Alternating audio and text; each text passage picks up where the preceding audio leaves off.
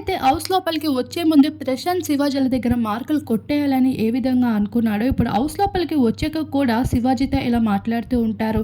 "అయ్యా నువ్వు ఎప్పటి నుండో పడుకొనున్నావు. కానీ నేను ముందుగానే లేచి నీ మొహం అలా చూస్తూ ఉన్నాను.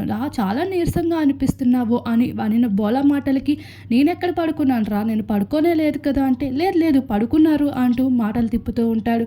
"అయితే నేను తెల్లవారుజామున త్వరగా లెగలేదు కదా! అప్పుడు చూసుంటావులే" అంటూ శివాజీ అయితే సర్ది చెప్తూ ఉంటాడు. మరొక వైపు "దేవుడవయ్యా నువ్వు" అంటూ శివాజీని పొగడ్తల వర్షం కురిపించేస్తూ ఉండగా, బోలా మాటల్ని చూస్తూ ఒకే దగ్గర కూర్చొని అయితే పల్లవి ప్రశాంత్ ఆలోచిస్తూ ఉంటాడు. ఇంకొక వైపు సందీప్ అలానే ప్రిన్స్, పూజ, అశ్విని వీరందరూ డిస్కస్ చేసుకుంటూ ఉంటారు. హౌస్‌లో 50 రొట్టెలు చేయాల్సి వస్తుంది. హౌస్‌లో అన్ని రొట్టెలు చేయాలి అంటే టైం సరిపోవడం లేదు. అలానే బలం కూడా ఉండట్లేదు. ఇప్పుడు టాస్క్‌లు ముందు వారంలో 2 సార్లు మాత్రమే ఉండేవి. కానీ ఇప్పుడు డైలీ ఉంటున్నాయి. చాలా కష్టమవుతుంది.